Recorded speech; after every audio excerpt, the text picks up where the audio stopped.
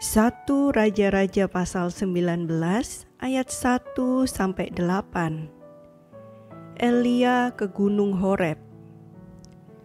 Ketika Ahab memberitahukan kepada Isabel segala yang dilakukan Elia dan perihal Elia membunuh semua nabi itu dengan pedang, maka Isabel menyuruh seorang suruhan mengatakan kepada Elia, "Beginilah kiranya para Allah menghukum aku, bahkan lebih lagi daripada itu, jika besok kira-kira pada waktu ini aku tidak membuat nyawamu sama seperti nyawa salah seorang dari mereka itu."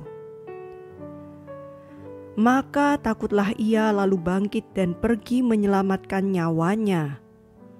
Dan setelah sampai ke Beersheba, yang termasuk wilayah Yehuda, ia meninggalkan bujangnya di sana. Tetapi ia sendiri masuk ke padang gurun sehari perjalanan jauhnya. Lalu duduk di bawah sebuah pohon arar. Kemudian ia ingin mati, katanya, "Cukuplah itu.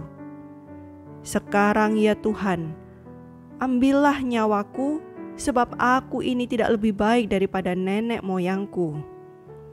Sesudah itu ia berbaring dan tidur di bawah pohon arar itu. Tetapi tiba-tiba seorang malaikat menyentuh dia serta berkata kepadanya, "Bangunlah, makanlah." Ketika ia melihat sekitarnya, maka pada sebelah kepalanya ada roti bakar dan sebuah kendi berisi air. Lalu ia makan dan minum, kemudian berbaring pula.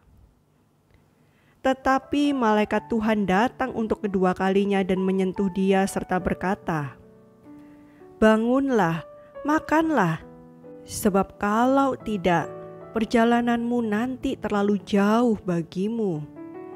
Maka bangunlah ia, lalu makan dan minum. Dan oleh kekuatan makanan itu ia berjalan 40 hari 40 malam lamanya sampai ke gunung Allah, yakni Gunung Horeb. Ayat 9-18. Allah menyatakan diri di Gunung Horeb. Di sana masuklah ia ke dalam sebuah gua dan bermalam di situ.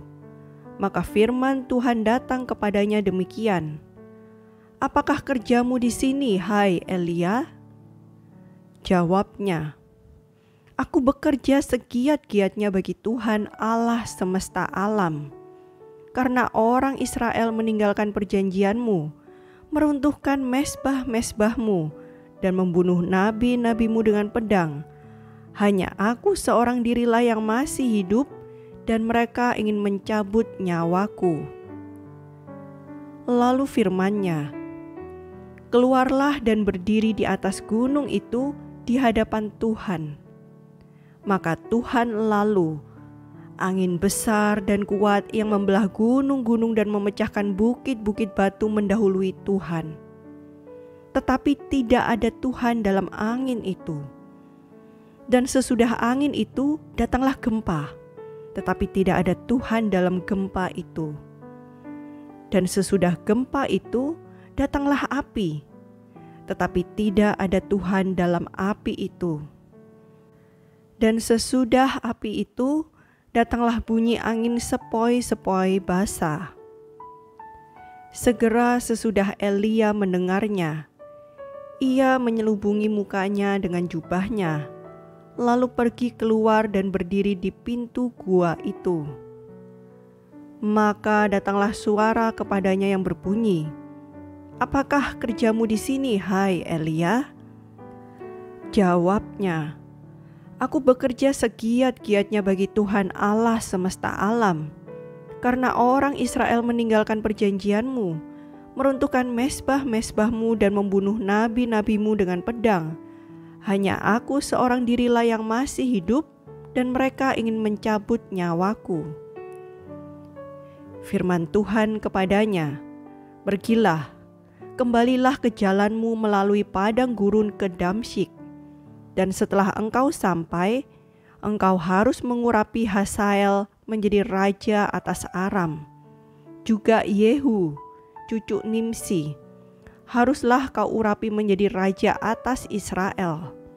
Dan Elisa bin Safat dari Abel Mehola harus kau urapi menjadi nabi menggantikan engkau. Maka siapa yang terluput dari pedang Hazael akan dibunuh oleh Yehu, dan siapa yang terluput dari pedang Yehu akan dibunuh oleh Elisa.